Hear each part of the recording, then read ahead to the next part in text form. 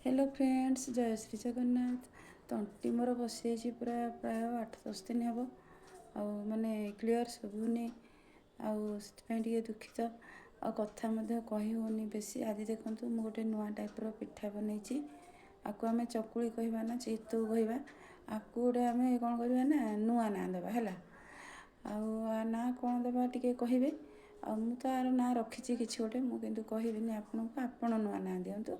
बिरी चाउल मेथी माने बिरी 2 कप आउ चाउल बिरी जेतिकी नेबे तार हाफ चाउल नेबे से लुण पड़ी चीनी अल्प पड़ी मेथी गोटे चामच पड़ी माने मेथी बिरी चाउल को पेस्ट करी तापरे लुण आउ चीनी पकईची आउे एमती न माने ओलटे चितू पिठा जमती करा जाए सेमिति करिछि किंतु चितू पिठा नुहे कि चकुली मध्य नुहे कहीं ना चितू जदि होता ताले एमती जमती मु बुलाऊँ देखूँ एमती कराही ना माने एत पतला कराही ना आदि चकुली होता ताले ओलटा होता तो यहाँ कि पिठा।